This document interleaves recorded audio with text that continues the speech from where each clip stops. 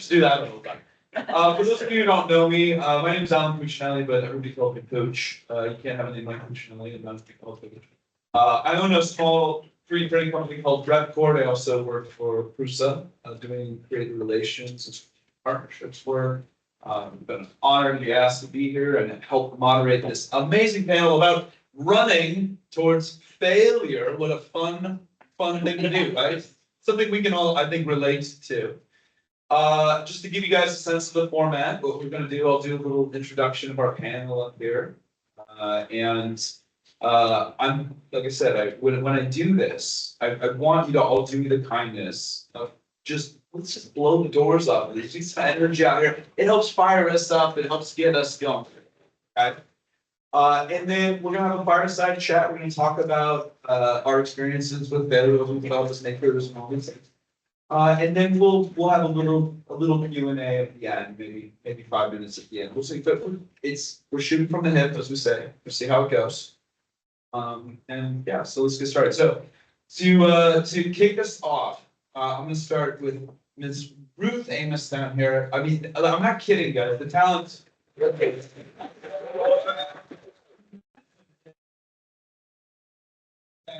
There's not a lot you don't do. An engineer, a mother, all of it.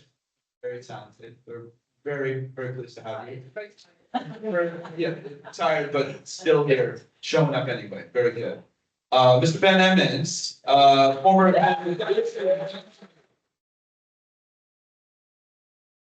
Where did you hear for his talk just now? Yeah, it's fantastic. Fast someone.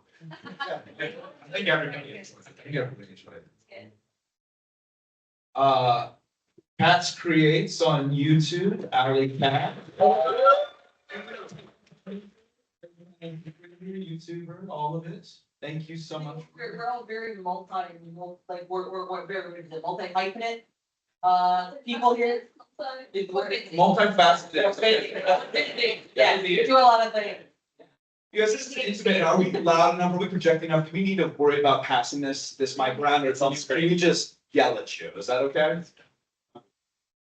Yeah, it's fine. Yeah. All right. Well, thank you for getting us fired up. Before we get started talking, I want to just get a sense of the audience. That helps us get a sense of who we're talking to. How many of you out there are running your own business, interested in running a business? Anybody? Okay, good. How about being a creator or a YouTuber, have a YouTube channel or? Okay. So why didn't you put your hand up when he asked you if you're running a business? I did. It's not profit, not all of you, Dave. I didn't say anything about that. Yes. Just putting it No, down. but I was just interested to see if people are like. Oh, no.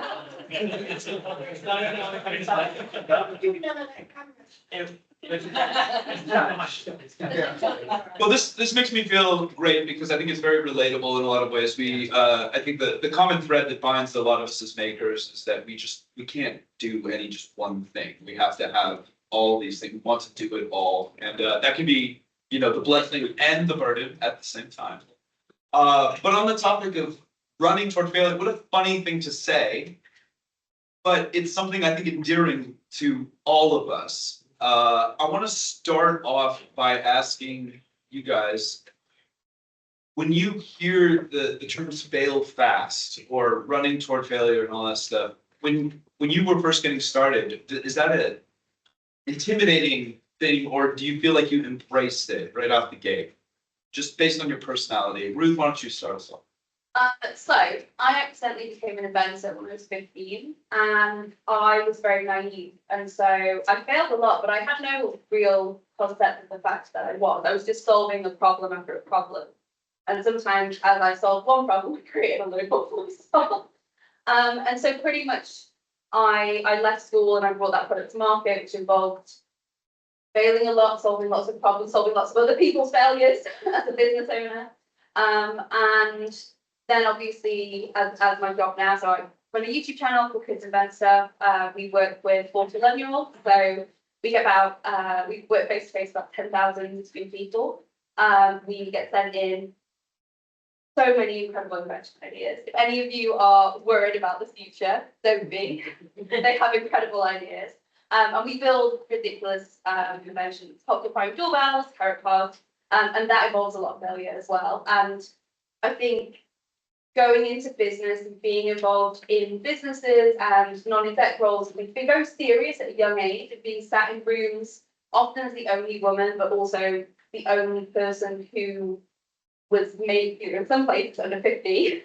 Then I had to be quite grown up, and then going to kids event stuff and having that playfulness and that ability to fail was like so liberating. And so for me, I have this whole thing with failure where kind of depending on the context, depends on my kind of visceral reaction to it. Sure. And as part of kids events, we fail all the time. We're building kids' ideas from pictures that they've drawn. And so that nothing is going to go right? It's always in every single build. If you know, I can tell you what went wrong. Some of them go spectacularly wrong. So we built a giant Rube Goldberg machine, like a giant chain reaction, and we combined 60 kids' invention ideas, and we built it in 10 days in a warehouse in London. And of course, it's a Rube Goldberg machine, so you have to get it to work in one single shot. And that took 74 times to make that happen. 73 times that thing fails. Like when I talk in schools and we talk about resilience, and I'm like, we failed 73 times for this, you know, to get this whole thing to work. And that's a big spectacular version of that. But every single build, something, you know, it's a component, we program something wrong, we, you know, sometimes it's, Sure. you know, and I think if you can start to accept that, like when we first started Steph, it was just naive. I look back now and I think, gosh, would I have done that again? I don't know. But if you can joyfully fail, if you can, like, whenever we kind of work with, Ali and I film content together, we've joyfully failed together. Like, I think you have to embrace that, and it's part of what we do, right? Yeah. People also like to see Yeah. it, like, because suddenly now you're real. You are not just perfect internet person who gets things right every time. It's like, oh no, actually, yeah, we failed just as much as everyone. So let's dig in on that a second, because as a content creator and putting yourself out to the world on the internet and all the joy and Joy. amazing things, I'm being sarcastic, that can entail. Are you ever concerned with sharing that failure, knowing that you're gonna have just these snide remarks? Oh, absolutely. And it's funny because actually my answer to your initial question was going to be yes, because it was both. Like I know when I was first getting started, there was simultaneously a very intense, like a kind of like almost frantic need to be seen as somebody who knows what they're doing. Because Yeah. well, just like I'm very aware of the fact that I have to try 2 or 3 times as hard, taken seriously as an expert in anything because I'm not a man. And so there was this need to be right, so that I could be seen as somebody who actually knows what the fuck about. So there was a fear of failure, kind of in light of that. At the same time, though, there was also a kind of need for speed, so to speak. Like it's sort of like I need to not just get it right, I need to get there quickly. I need to be able to move through things quickly. And I learned very quickly that the best way to do that was actually fail. By failing at stuff, I actually learned things faster, and I would get to being an expert at something faster. And so I was very afraid of failure at first, and then quickly went, wait a minute, this is actually like, this is the secret cheat code. This is behind us. yeah. This is actually the thing that gets me there. And so I stopped being quite so. Now, I'm definitely still very conscious of like how I perceive line, Sure. because love you said very much. Sure. But at the same time, I'm also starting to see the value in like those, the kind of the showing the failures, because as much as the like crappy people will be crappy, kind of no matter what, actually. It Sure. doesn't matter if I get it right on the first try or the 10th try or not at all. Yeah. Crappy people suck no matter what. But the people who don't suck, the people who actually are, who care and are looking to be inspired and like really paying attention, they will see those failures and go, oh, it's okay. Yeah. It's okay. It's the permission. Yeah, People that don't is, feel stupid. yes, yes. I recall a moment, when I was 5 years old, I only started thinking about this fairly recently. I was 5 years old and.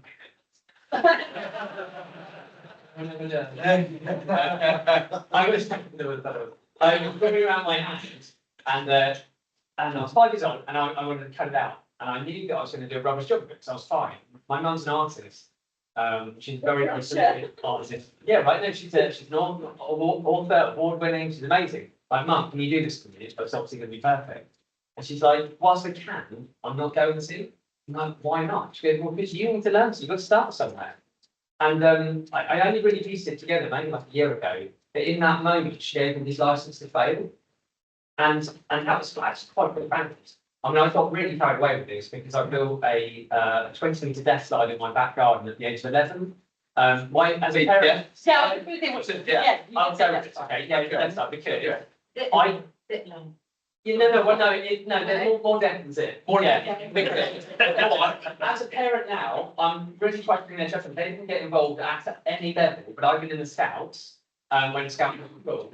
And so basically, I saved up my pocket money, bought 20 metres of steel cable, and I strapped it between a dead pear tree and a cherry tree. And then I chopped up my rusty climbing frame. I've got a ladder section and 2 sets of pulleys, so that I could sit on it, not just hang on it and let go at any point. No, I'm strapped to this thing, flying through the trees like Aladdin, and then I used to slam into a bale of hay at the end, which quite quickly got smashed to pieces. Sure. But I'm like, that's what I was doing at 11. Yeah. So Like so much. yeah, yeah, there's evidence. But Recover much faster from injuries at that age. as age, Yeah, yeah. so pounds. Yeah. And then in 2019, I fell off a shed at 9 p.m. on Friday night and broke my spine in 2 places. Right? So the thing is, all that non-safety, non-health and safety, I've done some silly things. We set up a double height ceiling and I covered the whole thing in red and yellow sheeting. So turned my whole house into a circus for my daughter's party because she went to a circus party. Where I'm a circus party, I'm building a big top. And then obviously one thing leads to the other, and then yeah, I broke my spine. So that's my biggest failure. Let's talk about this license to failure. You both work very closely with kids. How many parents with kids out here and thinking about, and I'm also a parent of 3, and so I think about this often Yeah. myself as well, that I want them to learn and discover, but I also want them to be safe. But you have to give them some latitude, and even sometimes like having that experience of breaking the bone, skin in the knee, Right. there's value in it. Can you elaborate in If I take the wheel, I mean, what we do in our kids' stuff, we take the wheels off. We are arming children with knives, right? My point is this though, right? We are more than happy to give children pencils, sharp pencils. If that pencil goes in your eye, you are blind for the rest of your life. Can't give you a knife. Like all upstairs in our house, absolutely dead. Right, So no one upstairs now. no, exactly. There's so much stuff that is scary out there. Yeah. But I think when this thing happened the other day, that Caleb that we're working with, his thing that he did mention is whatever, it didn't work. And it was the failure, he took it on so viscerally, you could see him contorted underneath his mum's arm. It was like the physical embodiment of that failure. And I had this, honestly, the glorious moment where I just got to talk to him for 15 minutes, one-on-one about failure, about all these things that he has in his own life, the tires, the bike roads, all that stuff, which were all failures. And you could see him physically unravel when he was like, oh, I was kind of okay. But our entire education system is all about perfection. A grades, top of the top, better to an exam that you've got to take, and that's going to open the door to the next thing. Their whole world is about perfection, and yet innovation doesn't happen if you're not failing. It simply doesn't work. It's not connected. Related to that, how important then do you think is it to teach kids that it's okay to fail? 100% Essential. essential. You need to create an environment in which that's acceptable. And then if it fails, and they don't take it on. Because how many adults are in counselling and paying untold amounts of money to unravel all the kind of stuff they told themselves as a child that has got viscerally worse over years? If we could have just said, you know what? That's interesting. I thought it was going to work and then it didn't. I wonder why. You learn so much more when you fail. Like if something goes wrong and then it like works, you're like, oh, if it fails the first time, you start to unpick that. And I feel like we teach that journey of learning the wrong way. And it's almost like you should start with that failure. Yeah. So can you speak more to your, I'm sorry to interrupt, can you speak more to your strategy when you're working with kids in making them feel safe in failure?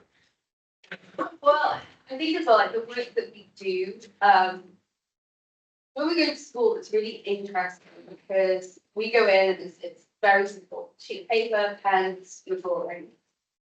And something really, it's not all the time, I'm generalizing here, but something quite interesting often happens.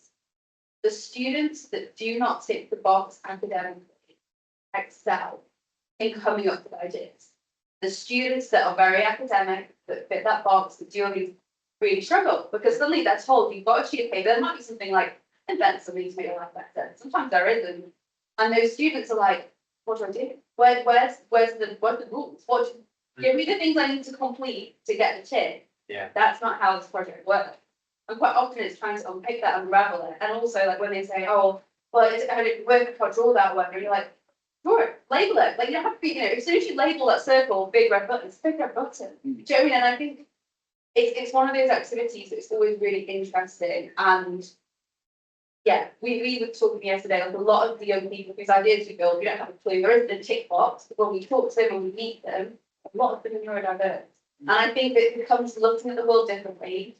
And, yeah, I think there's something about the way that happens. Ali, where were you in that scenario, like growing up, coming up through school? Oh, I was an A+ student. Oh, and so would you agree with her assessment? that- Absolutely. No, and that's the thing, I had to unlearn stuff. Yeah. And it's interesting because I do feel like I had space to fail, and I think that has stayed with me. But also I was still an overachiever, and I was incredibly academic, and there was a lot of box ticking. And I felt very kind of like stifled until I hit university, where I was in art school, and suddenly all bets are off kind of thing. And I still felt this compulsion to get an A. But like, getting an A was a lot less straightforward. Still did it, but like, it's a lot, like, it was one of those like, when I got to the other side as well, there was this sort of like, what was the point? Yeah. Of The mental health that comes with that. So what I said to my young kids is like, what do you need to do to open that door? Because do you need a 9? Do you need an 8? What is it that you want to do? Where do you want to get to? And what's it going to take to get through that door? That's the level. And quite frankly, GCSEs are just a thing after nonsense. And the guy that created them is actively trying to uncreate them at the moment, Lord Baker, because they're irrelevant, and you will not talk about them for the rest of your life. Do you know what's funny though? So my invention came out of my GCSE with the project, right? So I designed something called the stair study, specialist handrail on the stairs. I did my GCSE coursework, won an engineering program for it, like it's won multiple awards. I got a B. Like it's Right. genuinely like Yeah, the yeah, education exactly. system. Gives you a lot of Looked faith in at that and education. was like, Yeah. yeah. Great, I think it was my lowest GCSE. So It breaks you because you get trained that if you don't achieve the top thing, you are a bad person, not just a failure, but a bad person. But also, you know what all of my straight A's have gotten me? Fatal. therapy. That's it, therapy. Like, Well, they have like absolutely zero relevance in anything I do now, anything in the real world. Like, And you never asked me, you got a GCSE. I mean, I didn't go here, so I don't have anything, yeah. But like, No.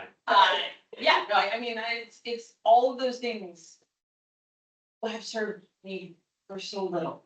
And Really. I've employed a lot of people. I've gone through a lot of CVs, interviewed, I don't know how many people. And like, I couldn't give a crap what grade you got. Tell me what you do at the weekend. Like, oh, I do this karting thing. Amazing. Will you build cars? Oh yeah, it's just a thing. Like, wicked. Tell me all about that. Yeah. That's what I want to know about. Like, any idiot can get good grades. And the irony is our system, like if the whole thing's about memorizing stuff, why don't we teach kids to be able to like memorize stuff? Let's get you a mind palace and then you can excel the system. What we do is 3 months before the exams, we teach you how to remember stuff, but not for the previous 11 years and 7 months. That's insane. Yeah. Right? So I don't care about the grades. And most of the sort of big forward-thinking companies now offer their grades like that. They're more interested in your mindset. And mindset is absolutely everything. It can take you anywhere. No, I was gonna say, so is the unlock in your mind then, is seeking the passion, because nobody's really passionate about like, oh, I got my homework done, I got the A, like, you don't remember, I mean, you'll do the work, but you don't come with the energy when you're explaining, hey, what's a great thing that happened, but you talk about arts or whatever they're creative with, and now all of a sudden you've got something. Here's an interesting thing. So I was at Bath University in their mechanical engineering department.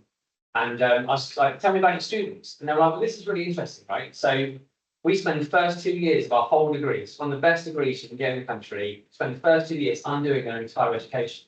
What are you talking about? That's ironic because to get into your course, they had to excel at that system.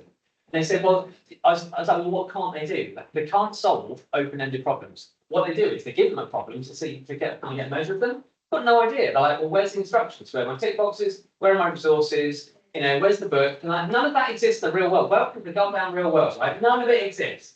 There's no instructions. They're making it up. Speak out of them as well. So we obviously work with primary and you see that from reception through to year 6.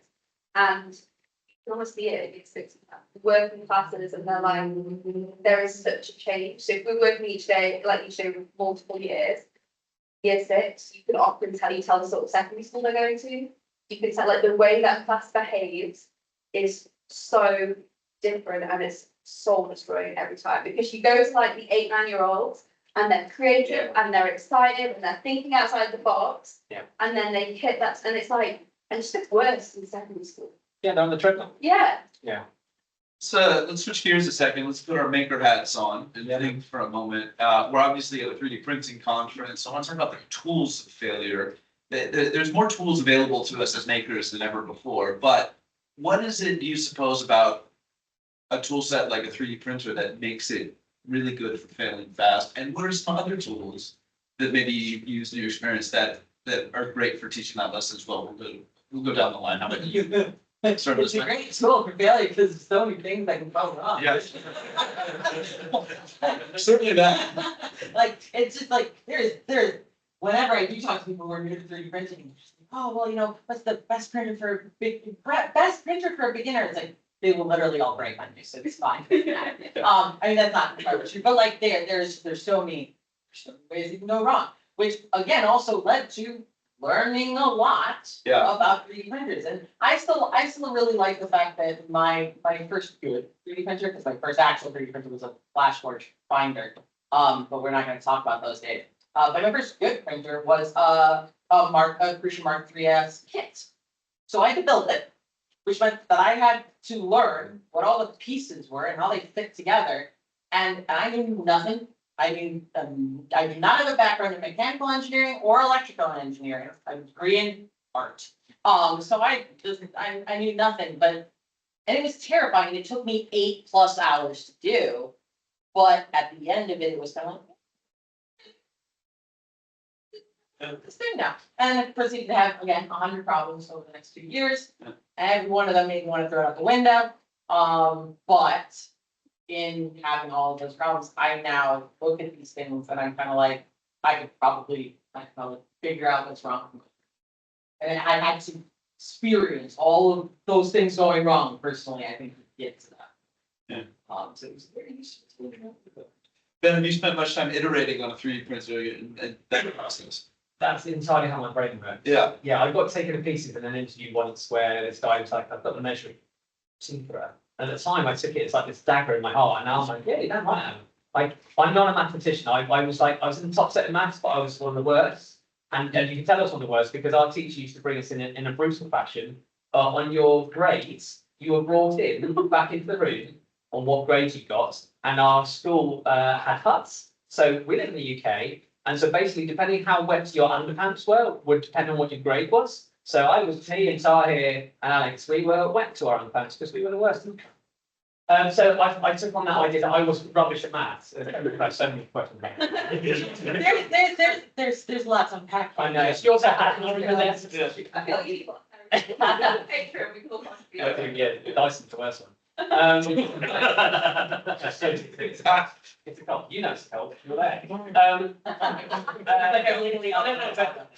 I honestly I love it because I've got my Bamboo X1 literally next to me and I'm like firing stuff off. And it still blows my mind when someone's like, yeah, I'm going to set up a 20-hour print. I'm like, what? I print stuff in 15 minutes because I want to, I'm typically not making a Christmas tree, right?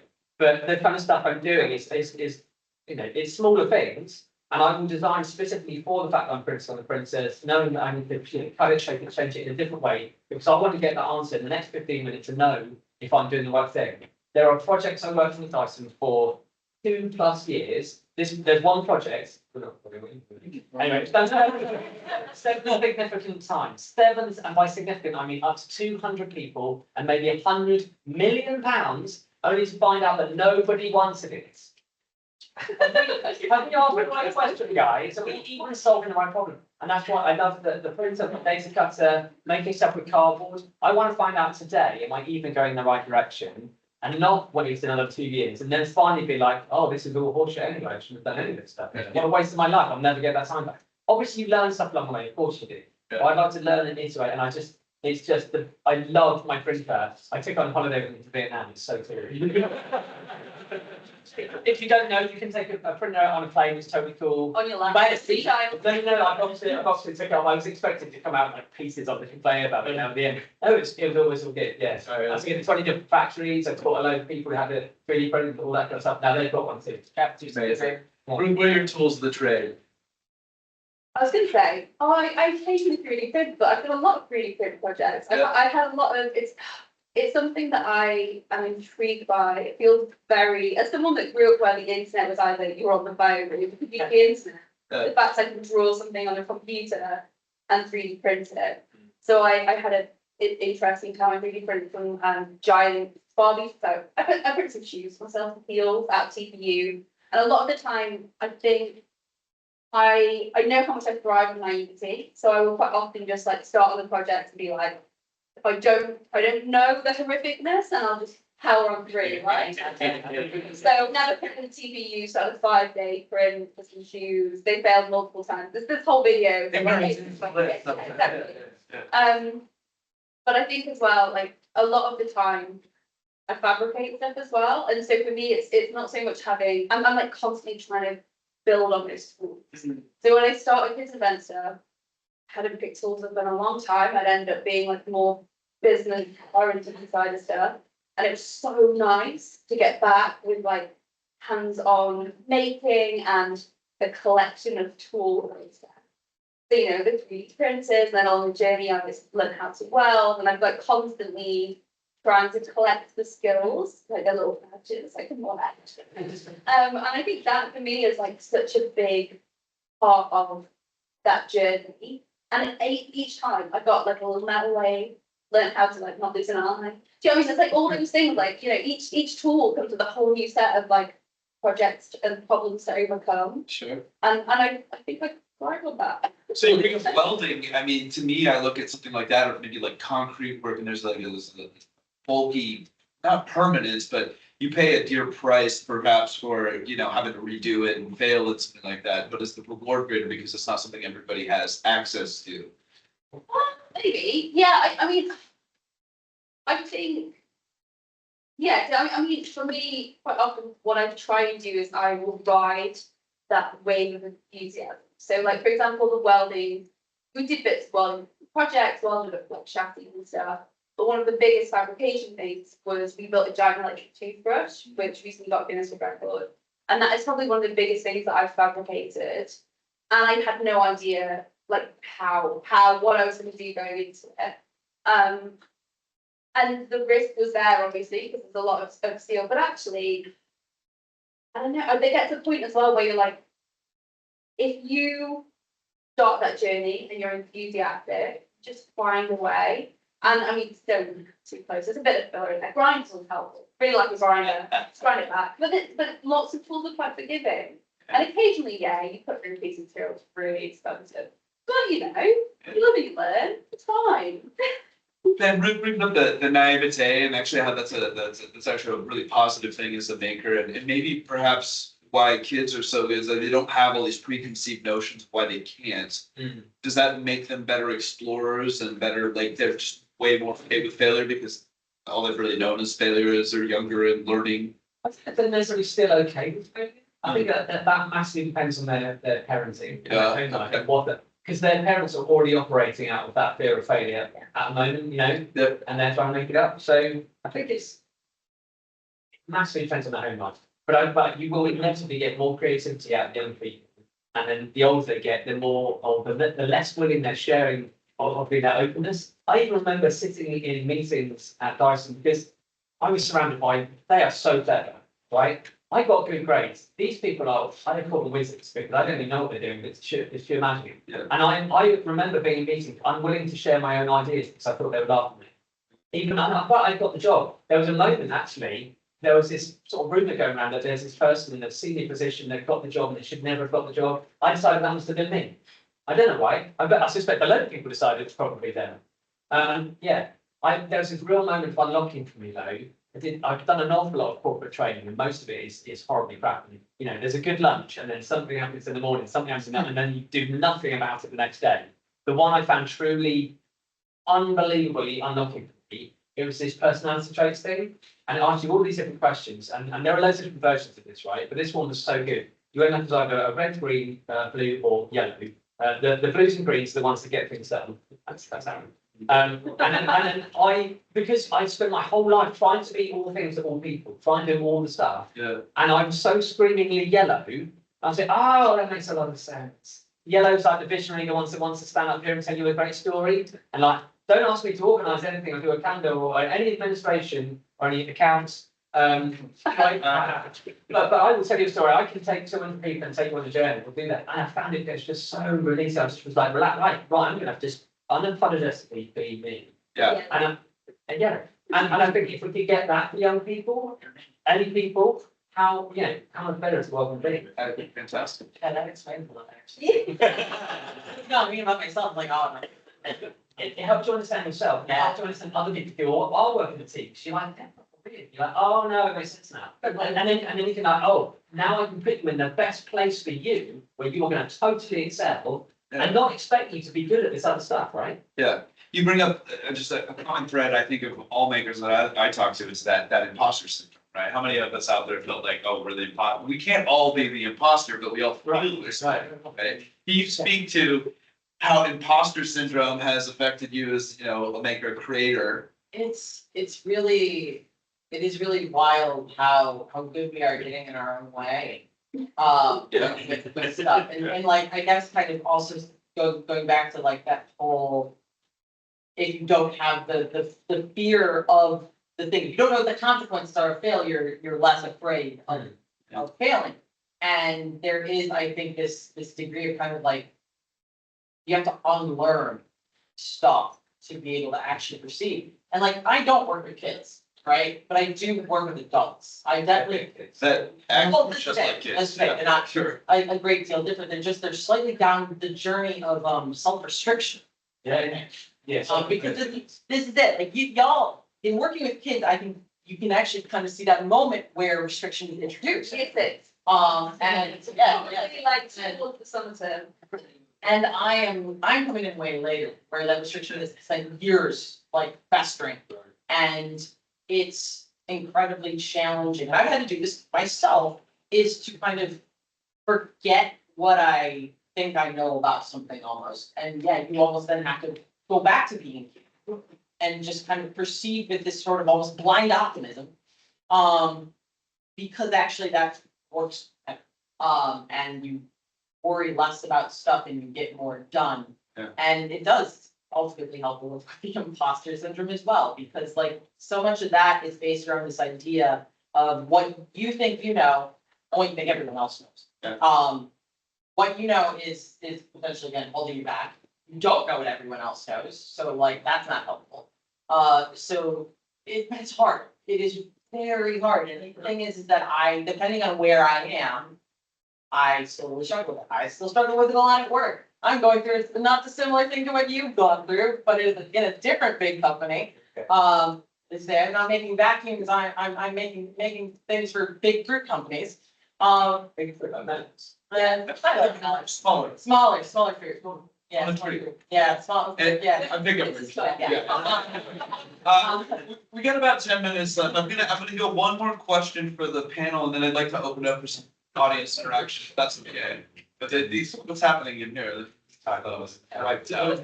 So. I'm boring you. You want to start now.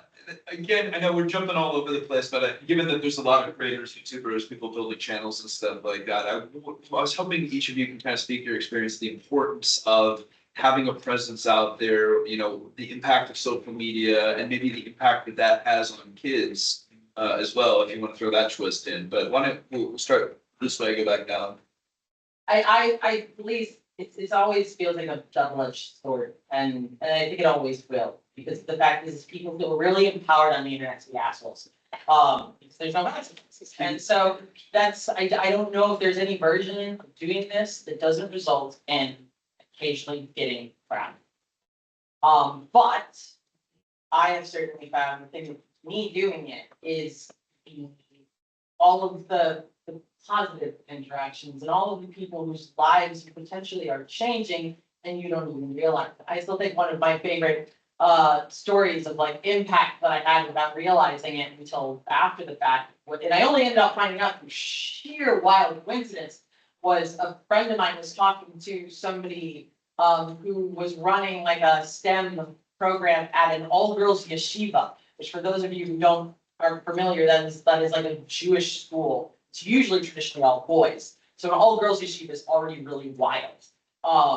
But this woman is telling my friend about how she was really inspired by this YouTuber who had done all this 3D printing stuff and just was putting this out there and trying new things and stuff like that. And it turned out it was me.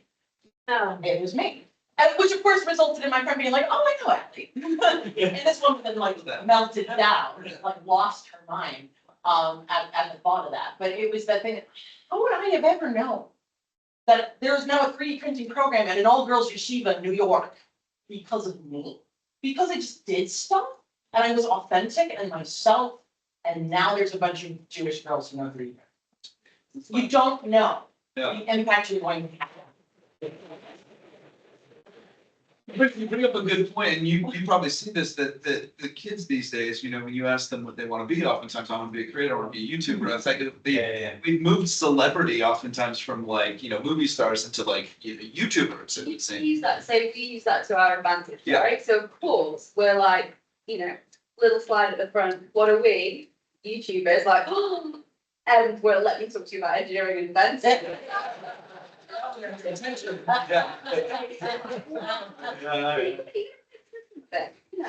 I think that's the point, I think that's the point, which is like, be a creator and be somebody that has actually something to say. The stuff, because I've dad have 3 girls, so I'm seeing the effects of social media and stuff for them. And the damage of it and like the social bullying and all that kind of stuff that goes on. But I used to be like, I'm happy if you want to be a creator, but have something to flip and say. Don't be one of those rubbish ones that's just crap. Like, don't do it for a good reason. No, exactly. No, yeah, teach people about some awesome stuff and show some stuff that can actually be game changing. I've always just tried to like live my life quite publicly on social media because I found that people generally kind of like what I do. Yeah. And they generally make friends with me, and then we do some cool stuff together. And then they pay my bills. Good. But like my kids club was a complete accident. I did not mean to start it. I just wrote some stuff on social media, and within 2 weeks, 300 families like, this is wicked, why don't we sign up? I'm like, that is not planned. Wait. Because that could have been the title of this too. That was not the plan. That is the other comments. But it was one myself, so well, let's see what happened to that now. And then I just started something. I stripped all the furniture out of my living room every Thursday. I brought in some kids. Initially, I was like, well, we all need to make a cool thing. So I made a cool thing from this copy. I made some instructions, and it was horrible for 6 weeks. And then, I mean, it wasn't that horrible. It was fine, but the magic moment happened when I planned nothing, and then the kids came in, and I just put a problem on the board, and I was just like, how do you get that box up that step? And then I was able to actually step back after a few minutes and just let them figure it out. Like, this is freaking mad. It's so much better than that horrible bird box project you're going to do at school where you're all going to make a crap bird box. The parents are going to have to say they like it, and they don't. They don't want to keep it, and then you get to paint a bit of it blue if you like. Brilliant. Yeah. But we got nominated for an award this year, which was lovely, and as part of it, we had to go and gather some evidence. We've got testimony. We didn't win, but it's fine. We've got testimonials. I'm totally bitter. I was having a really bad day. I took it so badly, but no, it's awful. it's always been low anyway, we've got the preference here. No, but we've got testimonials from floor to ceiling, and some of the stories, like the things that have touched people and that have changed people's lives. There was one mum, I'll get emotional, she said that, he was a battered kid. Sorry. She said that we basically motivated and kept him, his mind positive and him going for this period of time. You can change people's lives with this stuff, or you can teach people to do a shit dance. Like, come on, man. It matters. Yeah, it's amazing to say. Sorry about that. Should we open it up for a little question? Is there any commentary, any questions you guys have for our amazing panel out here? Yeah. People in my life that I look back on. Like, for instance, my woodworking teacher in high school. He was more than happy to let me mess around with that bandsaw, despite the fact that I was not tall enough to mess with that bandsaw. But near that bandsaw, Right. and probably caused more issues than I should have. But he was happy to let me do that. You still got all your fingers. He was happy to let me do that because I was happy to do it. Like, I was inspired to go over there and do that and mess with that, despite the fact that I probably shouldn't have been doing it. And he inspired me that just because I'm the smallest in the school, and just because I'm a girl, and just because I'm this, does not mean I can't do any of that. So you Inspiration. My DT teacher was. What's DT? Yeah, design technology. Yeah. This guy was like a badass. One day he left all the stools up and he got a wooden stool and he smashed it across the corner of the desk. It's like, the stools, no, and lobbed it in the corner. From then on, the stools were in it. Was that a Scottish accent? Yeah. He was there, but you know what, that guy, right? Off the back of his teaching, one of my mates went to work on the Large Hadron Collider. I've gone on to work with over 10,000 kids across the world. My mate set up a design studio. Another buddy of mine ran a technical college, which worked with thousands and thousands of kids and inspired them. And he's not just a good teacher; he's a sensational teacher. Yeah, that's true. I'm trying to find him. I've been trying to find him. Really? Just can't find him. Inspiration. Well, so I grew up wanting to be a lawyer, I wanted to be a barrister, but being paid to argue would be absolutely incredible. Dyslexic would not be great. And my DT teacher, Mr. Stokes, again, he was the one, so in my class, I was one of two girls who were expected to manage Reeboks. But yeah, do Reeboks. I was a candle stick. Yeah, the boy does anything, girls do Reeboks. So he set me this challenge to design something to help his dad go down the stairs. That's where Staircity came from, that's where Young and Jake Brick literally turned my life around, like just crazy. And it's one of the reasons you said about sharing content. That's one of the reasons why I do enjoy what I do. Because every single day, I am so grateful that I found something that I absolutely love. Because when I was at primary, no one told me I could be an engineer. So because my younger sister's an engineer, my younger brother's an engineer, we all were given those skills. We were all brought up in that environment, but no one in education told me I would be a good engineer. And every single day, and I meet so many other, particularly girls around the same age, women around the same age, who I met a lawyer recently. We had literally sliding door stories. Like she now works as like an inventors and makers club. She did a whole like career in law and was like, oh, actually, I should be an inventor. And I was like, oh, wanted to go to messaging. But this is why I follow the platform online. I share the values. I turn up. It's one of the main reasons we sat and worked with kids and then stuff, because I want every young person, particularly if they're a girl, whether they end up in engineering or STEM or not, to see that they have those skills. Because I don't want anyone sat being a lawyer hating it. Because, you know, and that's what it is. Like Mr. Stokes literally changed my life. And his daughter's a teacher. And I went into his daughter's school. And we're doing an adventure show next year. And he's coming along with his grandson. And like, and it's not just me. He retired. When he retired, literally, the amount of students that showed up. Because from Sheffield. It's an northern school. Bit rough. Ex-mining village. DT, like not centered. Everyone would run around stalls, yeah. Chaos. The me and you're looking at. Yeah, like, no, we went He got the same result. Like, I just stayed there and like, But like he was able to get the best out of everyone. And it wasn't just like, you know, the pilot, it was the kid who sold weed, who literally like on the side made this incredible like woodworking project. Wow. Do you know what I mean? Like he was that sort of guy, and I just think like, yeah. Ali, really quick, that's great. It was my jewelry teacher, actually. Jewelry. Yeah, Mrs. Levine, and I think the biggest thing she gave me was simply the knowledge and the understanding that I didn't have to settle. I grew up in the middle of nowhere, Michigan. I grew up in Helton, actually, it's a real place. It freezes over every year. And there's only one art school in Michigan, and it's in Detroit, and they focus on automotive design and stuff like that. And like, I was prepared to just settle because I just thought that was it for me. And she was like, leave. She's like, get out, get out, go somewhere else. You can do more than this. Like, you can do whatever you want. Like, you don't have to keep yourself small. You can do that. And like, the jewelry class was great. Like, I hadn't gone to become a jeweler or anything. I had fun with it, but it was the fact that like, she wouldn't let me accept smallness for myself. And my uncle actually contributed to that a little bit too. He was the first person we talked to that can actually color outside the lines in the coloring book. It was revolutionary when you're like 5. Just again, this idea that like you don't have to follow the rules. You can actually make your own rules, and that's okay. And that I think actually that stuck with me for sure. Like that whole like, oh wait. Also, you can color things the wrong color. That was actually also the thing. Like again, the sky doesn't have to be blue, the grass doesn't have to be green. Make it whatever you want. I was like, now we're cooking. Yeah, we're ready to fix that. So yeah, so it was Awesome. Okay, well, we've got to wrap, but really quick, I want you guys to just tell everybody if they want to follow you more, where can they get more of you and where can they find you if they want to chat with you after this? So Kids and Mensa, all the famous out there. We've got the really long table, but it doesn't have children on it, but that's sweet. So we don't look at that. Trying to attract the children. Very small, really put it through, pop it through, Rooster, come to the house food tonight. Oh, and then, these two, next to this. Hanging around.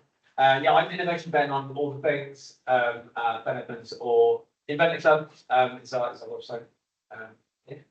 I'm Cats Creates, pretty much everywhere that you make a user handle. Also, as I said, if you want, you can come up and you can scan the QR code on the back of my badge and get everything that way. Easier if you don't want to have to keep it. And ask them to show off. Oh, yeah. Amazing guitar, do a little performance. In this thing, so you Yeah. Yeah. you wanna Good performance. here? Yeah. I don't even have to pick it up. Oh. No, I mean, I still need one hand. I need Okay. one hand to play this. Do show. And I think it's. Go in the garden. Find something waiting. Oh, yeah.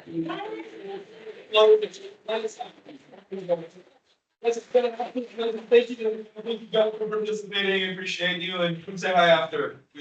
Enjoy the rest of the day.